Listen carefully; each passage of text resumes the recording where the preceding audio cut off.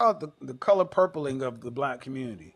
How many times do we hear that women out here dealing with all this abuse, abuse, abuse? I'm gonna do the show on abuse next week because I'm tired of hearing this bullcrap. I do not see women being abused. I don't see women. I don't see black women being physically abused. Never really have. I'm gonna just say it. I never really have seen black women being abused. In my entire life, I have known of one woman, and that was one of my mother's friends back in the 70s. One. And she and her husband, or she and her man, they would fight each other. One. Emotional abuse. I will tell you, the emotional abuse comes from women to men, not men to women. And it's, I call it the color purpling of. Okay. This messaging is so dangerous that it took me a whole day and a half to be able to do this video. What do you think is the purpose of this video? Like, what do you think the intention is behind it to say something like that? Let's listen to the video again and break it down piece by piece, right? Let's break it down piece by piece. I call it the color purpling of the black community. All right, let's stop it right there. The color purpling of the black community. What do you think he means by that? There were many black men that were upset with the color purple back in the days, but upset why? They were upset because they felt it exposed a narrative that they really didn't want out there. They felt that it exposed and made black men look bad. However, how real was the color purple? How real was it? I mean, as a matter of fact, if you are black in these comments, I want you to tell us the age. I want you to put up two numbers. The age that your grandmother became pregnant and the age of the person who impregnated her. Your grandmother, right? If you don't know his age, or he didn't stick around, put two question marks. So the age of your grandmother, comma, or slash, the age of the person who impregnated her. If you don't know him, or she didn't know him, or you don't know his age, two question marks.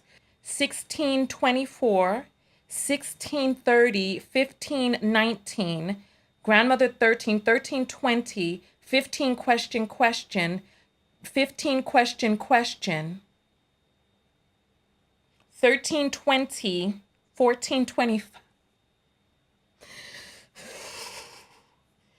You know what? I'm sorry. This is so triggering because 1330, because you know what? I'm sorry. It's like so many people didn't even get a chance at life. I'm sorry. I'm not going to weep. I gotta get my tissue and catch a tear before it forms.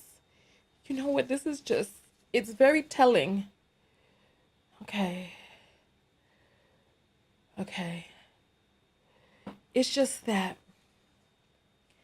so many of our grandmothers just didn't even really have a chance at life. And then they gave birth to our parents. And we're not talking about many generations removed. We're talking about our mother's mother, right? And you see the numbers continuing to come in, right? And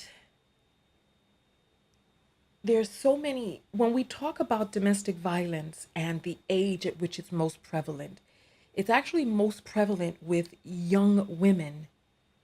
As a matter of fact, let me read this.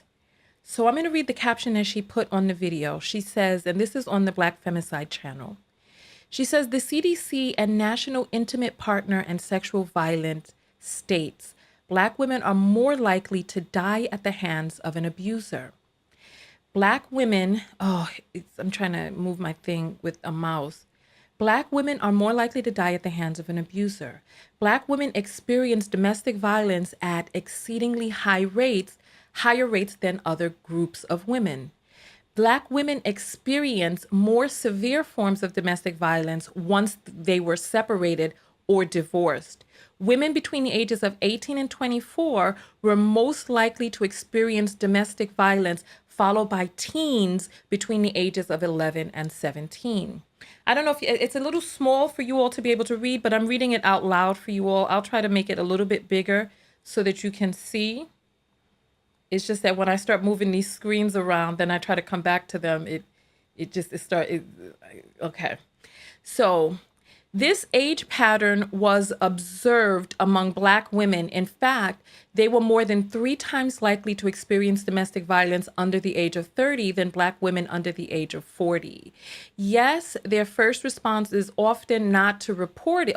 Yet their first response is often not to report what they are experiencing, or if they do report, they later recant their stories. They also are less likely to visit shelters or receive services. Instead, many Black women suffer in silence. Black women experience domestic violence at significantly higher rates than white women, but they tend to remain silent out of fear of the police force and a sense of duty to their race and culture.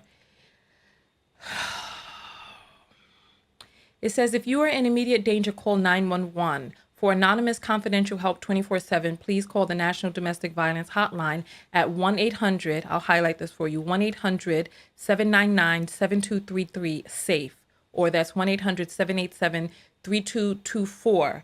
And so one of the things that you can do is when you go to some of these websites, you can actually text them and let them know to be able to send somebody. Like if you can't talk on the phone, you can text them and let them know that they can send somebody over, right?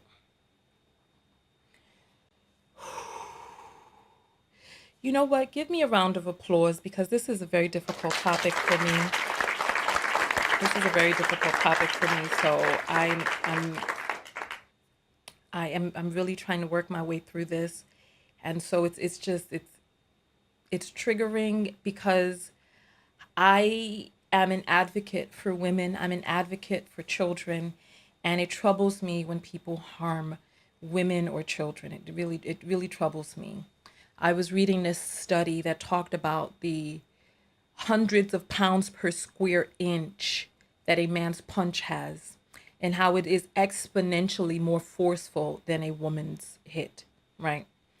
And so thank you all so much. I appreciate that. Thank you. Let's head back to the kitten in heels and what it is that he was saying. I call it the color purpling of the Black community. How many times do we hear that women out here dealing with all this abuse? I'm going to do the show on abuse next. Okay. So let's talk about this first and foremost. So he starts off saying, how many times do we hear that women are dealing with abuse? And in his tone, you can tell from his tone that he seems like he doesn't really believe it. How many times are you hearing that? Right? This is a logical fallacy. Just because you never heard something doesn't mean that it does not exist. Who knows what your exposure is? Who knows what you consider abuse? Because the way that he behaves on his platform is abusive. One can only imagine what it is that he saw that made him feel that it was okay to speak to women in the condescending manner that he speaks to them. The way that he attempts to humiliate women. We're actually going to look at the body language guy's video, and we're going to we're going to see what the body language guy had to say about kitten, right? Let's continue forward. Next week, because I'm tired of hearing this bullcrap. He said he's tired of hearing this bullcrap. So, which is it? Have you never heard of it? Or have you heard of it? I mean, because this is a contradiction. He said, how many times have you heard of domestic violence? But then he said he's tired of hearing about it, which means that it sounds like he's hearing about it so much that he doesn't want to hear about it anymore because it's quote unquote bullcrap. People telling their testimony that you are claiming that you don't hear. Remember when Very Smart Brother said that Black men are like the white people of Black people? Is it that you don't hear? Answer that question. You don't hear about it or you're tired of hearing about it? Because it can't be both. Because if you were really intellectually curious, you would be like, I hear about this all the time. Let me look into this. You know what? This is part of the issue. I'm going to tell you. Listen. Black women, Black men, it is high time that we had standards that we set for the people whom we are following, the people whose word we're taking. This is why I tell you I'm a certified clinical hypnotherapist. I am a certified life coach with a specialty in relationship coaching. If you'd like to see my credentials, you can go to LinkedIn. My page is right there. Right? If you'd like to see the schools that I've gone to and the length and depth of the programs that I've attended. What is this man's criteria? What is his what are his qualifications for giving his opinion on this? This is so dangerous because he has so many people following him and who have gone on to follow him, who are now hearing these messages. He became famous for verbally abusing a woman. Remember before, he was over there spraying perfumes on people, standing outside the malls trying to spray them and try to hand out his Kinko printed card, trying to get them to think of him as an image consultant.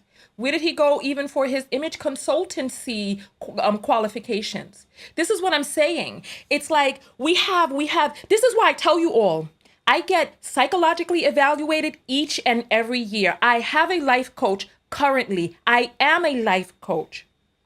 I remember I was on the panel, I did a video with a man whom I still to this day feel emotionally traumatized by this video. For those of you, I don't want to say this person's name in my video, but for those of you who remember the video, I put on a black Tonya puts on a freaking wig, like the videos, 379 people, oh my God. And you look worse than you look. You look beautiful. Why you say that look worse? You don't look good.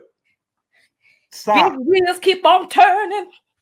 Ah, Mary, keep on turning.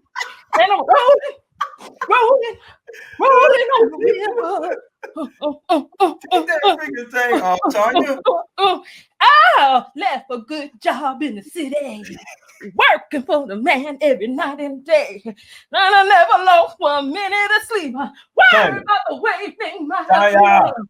Do you think like the wig stuff affects a woman's psyche in any kind of way? Makes her feel more, I don't know, entitled for something? I was in the 60s for a moment. Oh my goodness. Do you think a black woman wearing a wig makes her feel she's more entitled to something versus not having a wig on? Well, I just thought I was Tina for a moment. Tonya, come on. What's the problem? And I was so just distressed during this. I put on a black wig, started singing and dancing to Tina Turner, and he still tried to tear me down, even as I was trying to raise back up my energy during this conversation. When I asked this man what were his qualifications, whether or not he had ever gone through any type of psychological training, any life coaching program, what edified him to be, or codified him to be in front of the public giving his opinion about anything? Nothing. He didn't even go to one of those weekend courses he did nothing. The only thing that he did was swing his body around in a circle, let his nuts slap on either side of his leg, and then say, "Oh, I got the power.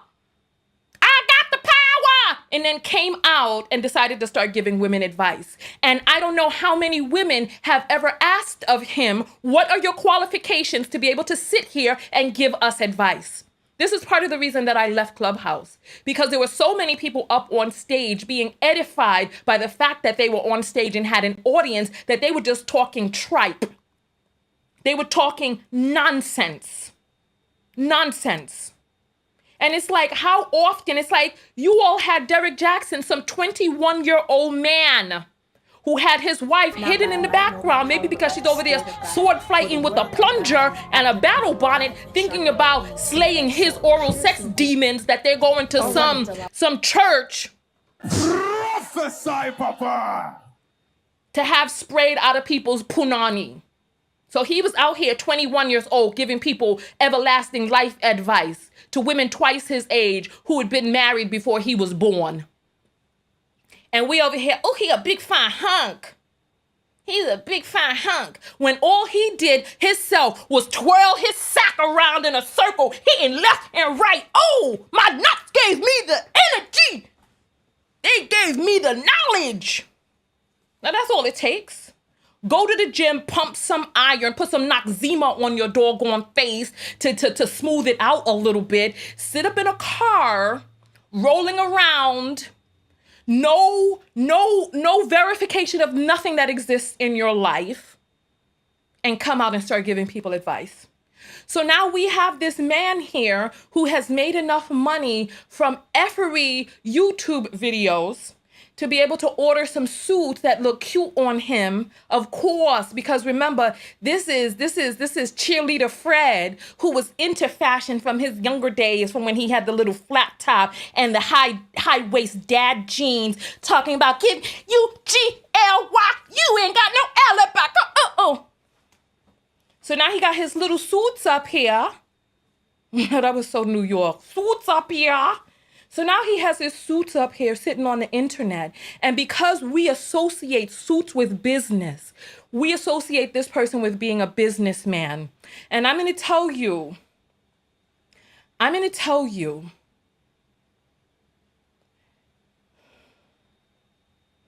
the life that he is claiming to live is not the truth of what exists behind the scenes.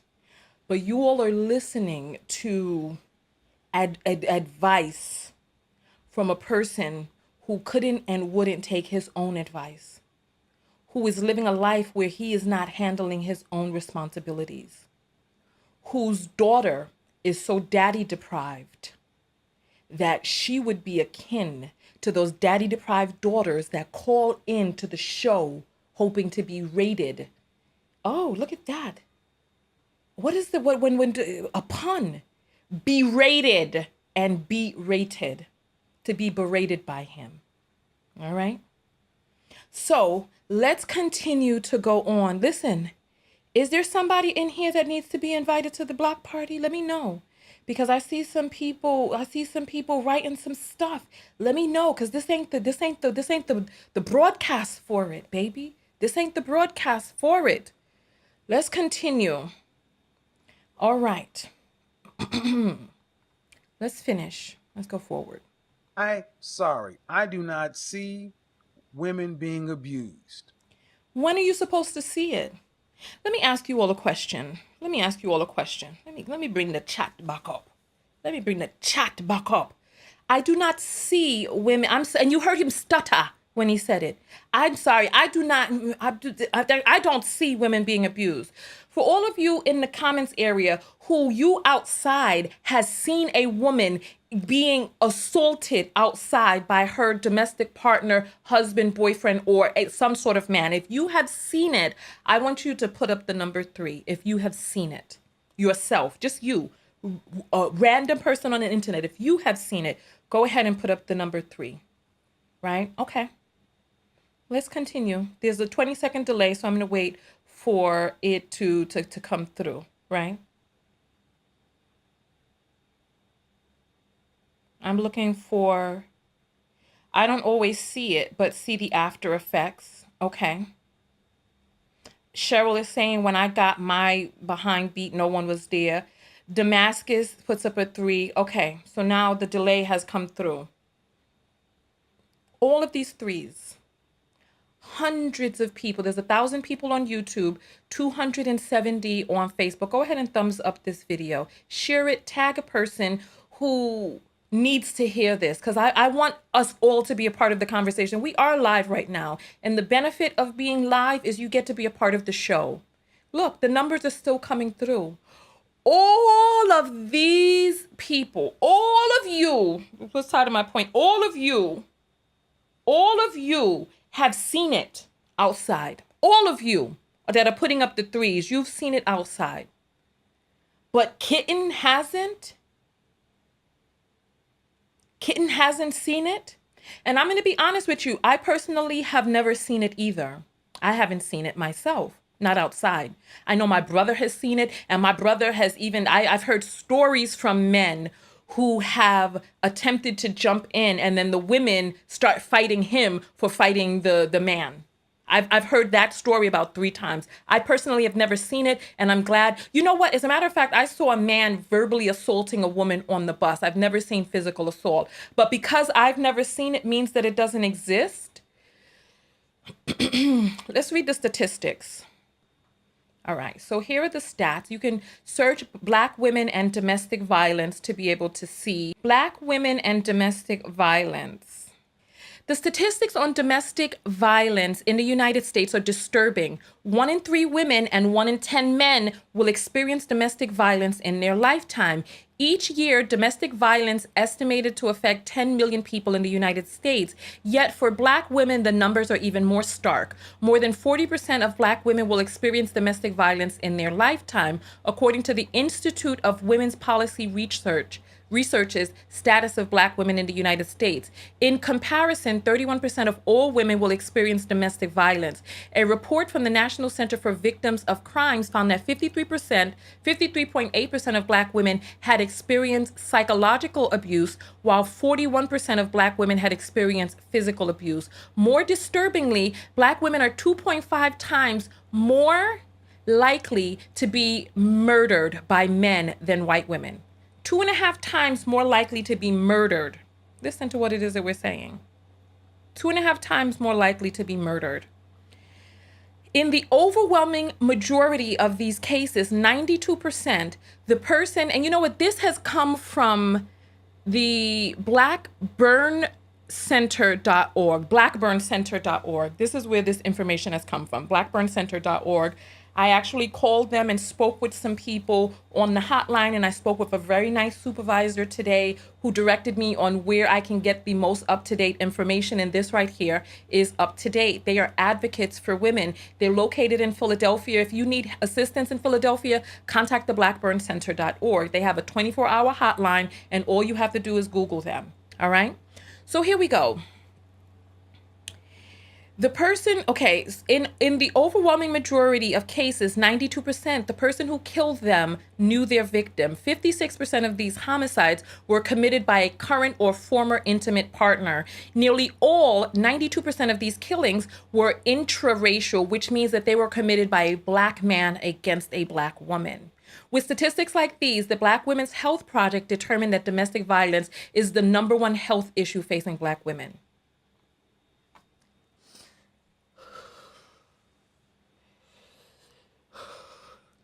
The violence against women, Black women by Black men, is the #1 health issue facing Black women. I want you to just think about that. When we start thinking about us being terrorized, what then can be done about the epidemic of violence facing Black women? All right, so they're talking about the root cause, culture, harmful gender norms, pay gap, other forms of inequality. Underlying causes are often more pronounced for Black women by taking on these issues directly. So this is deep. I also saw something else that I wanted you all to see, this right here.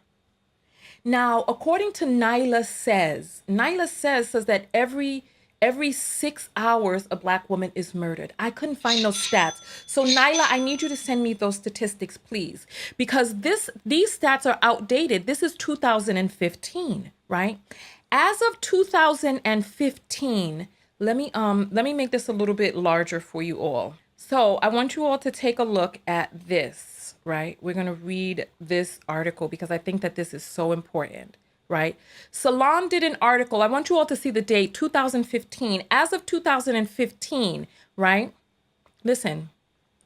And it's crazy that they did these stats because I found it so hard to find the actual data. And then I found the data. So it says here that, all right. It says here, so the stats are every 19 hours, a Black woman is killed by a man. Every 21 hours, the Black woman is killed by a Black man. So I'm sorry, you can't see that. Let me move this over. In this country, every 21 hours, a Black woman is killed by a Black man. 92% of the time she knows her murderer. 56% of the time she is wife, ex-girlfriend, or girlfriend of her killer. The study does not account for ex-partners or ex-girlfriends, a fact which would surely make that percentage skew higher. In these incidents, the most common weapon used was a gun. At the top of the article, they open up the article talking about how once every 21 hours, a Black woman is a victim of fatal intraracial violence by a male perpetrator. When I was on this broadcast with this man that I cussed down to the ground the other day, You all were telling me some women had the nerve to come out and talk about how much they like that man, blah, blah, blah, blah, blah. Listen, I don't play abuse over here. When I start hearing stuff that, because this guy was trying to make light of the assault that Black women face. Every 19 hours, a Black woman is killed by a person who is most likely an intimate partner or an ex-husband.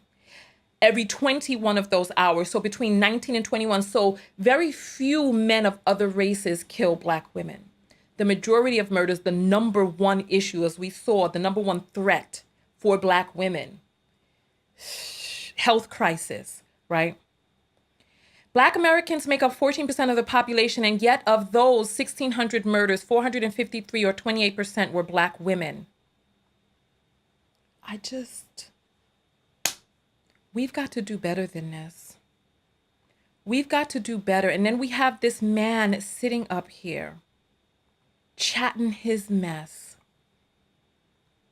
Let's go forward in what it is that he was saying. Are you all here with me? Do you hear what I'm saying? If you hear what I'm saying, go ahead and throw up your number ones. If you hear and you hear and feel what it is that I'm saying, go ahead and put up your number ones. Let's listen a little bit more to what it is that he has to say. I call it the color purpling of the Black community. How many times do we hear that women out here dealing with all this abuse? I'm going to do the show on abuse next week. Do it. I'm tired of hearing this bullcrap. I do not see women being abused. I don't see women. I don't see Black women being physically abused. Never really have. I'm going to just say it. I never really have seen Black women being abused. In my entire life, I have known of one woman, and that was one of my mother's friends back in the 70s. One. And she and her husband, or she and her man, they would fight each other. Okay. They would fight each other. He's minimizing it and attempting to pretend as if a person whose punch is hundreds of times per square inch more forceful than her punch is some sort of fight between them. So if she defends herself against her attacker, her number one threat, right, to her life, her health, and her safety, right? If she defends herself, then all of a sudden that is considered fighting each other. If you saw me punting a kid outside, are you going to be like, oh, her and the kid were fighting each other? No, you're going to talk about how I was attacking. Why is he attempting to skew this as some sort of, oh, well, you know, she was fighting him too. Not she was defending herself against him, or she was a victim of domestic violence that had the courage to try to stop her assault. No. Let's continue going forward. Let's continue. One. Emotional abuse. I will tell you, the emotional abuse comes from women to men. Jesus Christ. You know what? Before I did this video, I had to look up at the DSM-5, right? Because he was basically talking about how the emotional abuse is women going to men. Let's take a look and see what the data actually says, right? So the data, when we go to the DSM-5 and we start looking at what makes a person a narcissist, right? And if you want, you can pause that, zoom in, read that. As a matter of fact, I'll make it larger for you. When we start talking about the personality disorder, this is from the DSM-4 and DSM-5 criteria for personality disorders for narcissistic personality disorder. And if you read this, you just take your time and just read through this, right? Pause it, go through it slow and read that in case you haven't before. The DSM-4 and 5 is the official guide, right? Okay, so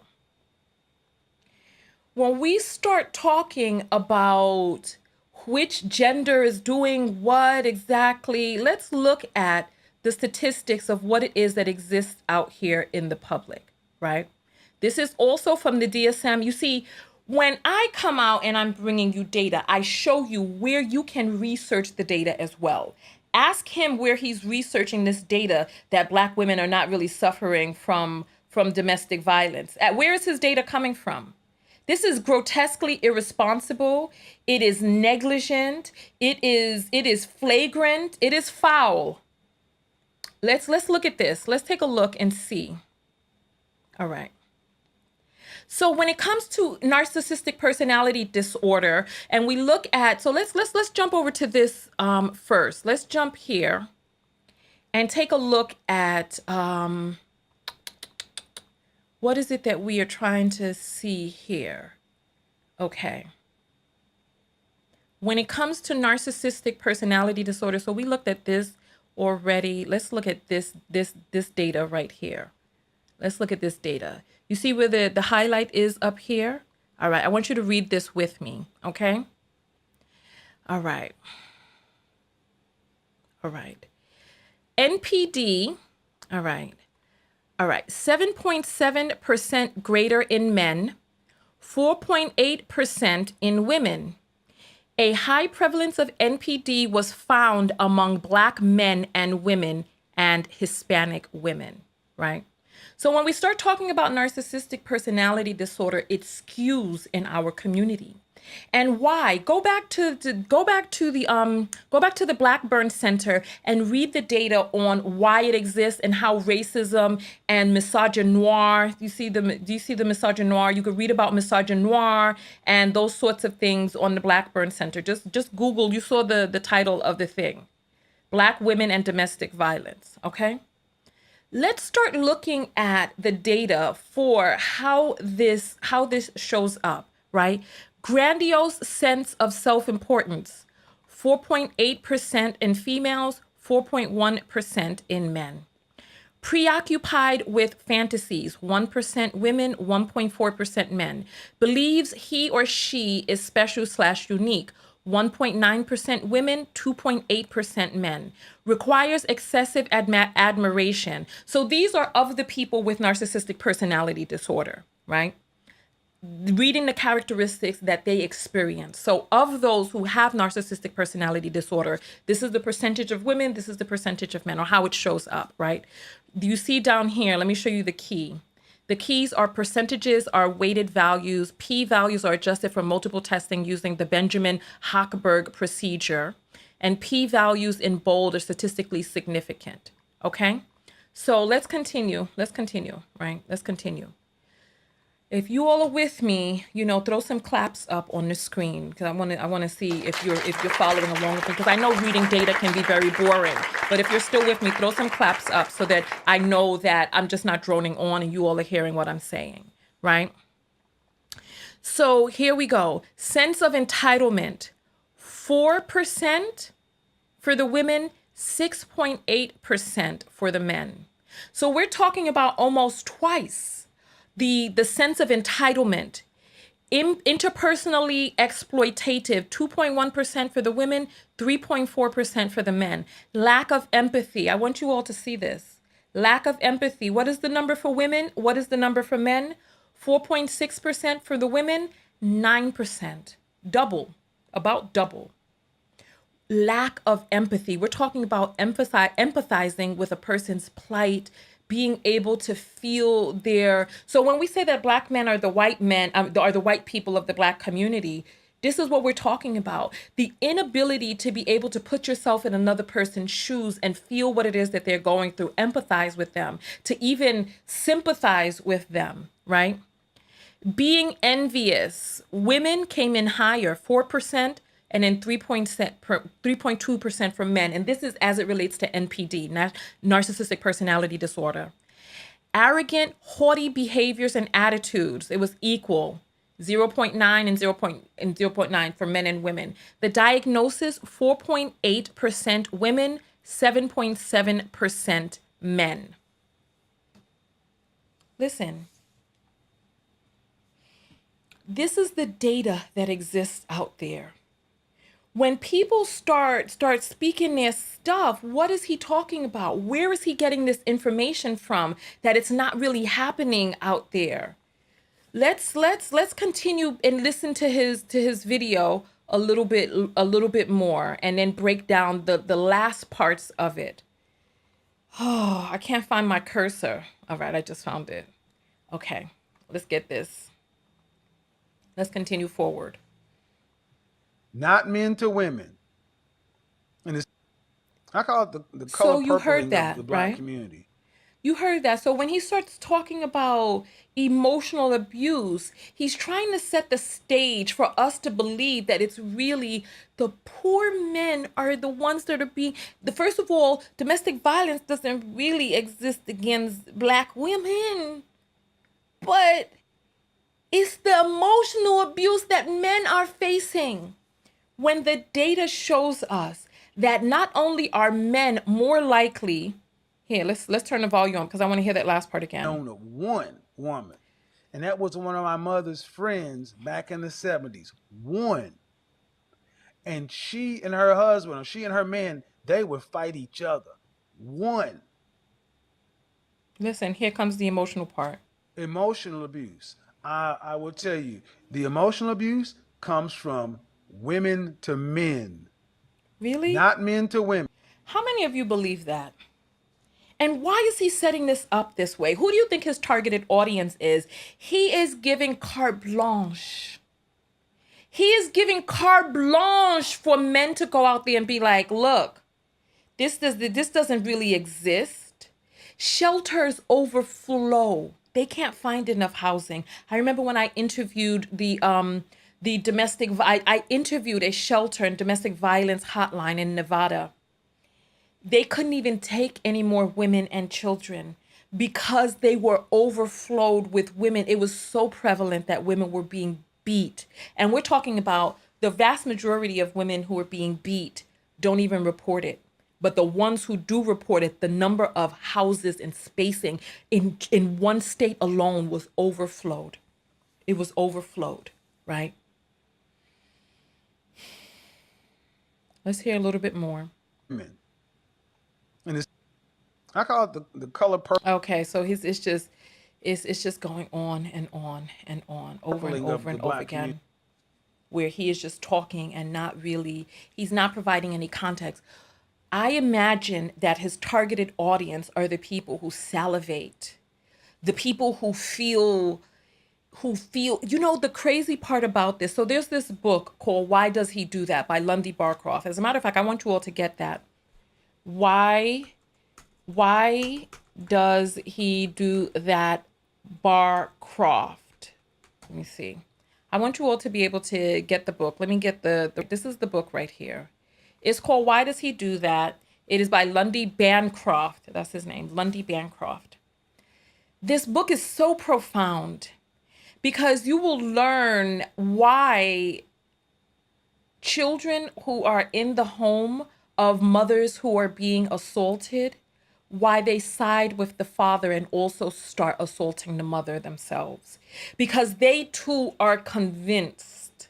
They are convinced by the father's manipulation and they blame the mother for her own abuse. They're convinced by him, right?